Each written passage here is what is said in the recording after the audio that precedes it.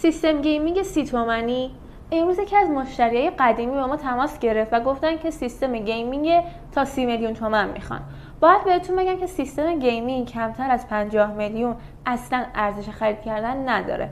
چرا؟ چون که اون قطعاتی که توش هست قطعا مشخصات بالایی ندارن و اون کیفیت دلخواهتون توی گیم رو بهتون نمیده.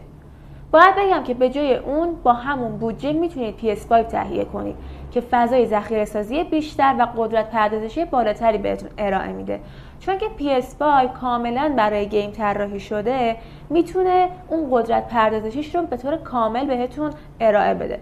اما سیستم گیمینگ یه بخشی از اون قدرت پردازشیش رو توی بالا اومدن سیستم عامل ویندوز اتلاف میکنه. این حرفایی که زدم مقایسه بین PS5 یا سیستم گیمینگ نبود، صرفا یه پیشنهاد بود تا شما بتونید با اون بودجه‌ای که دارین بهترین انتخاب داشته باشین.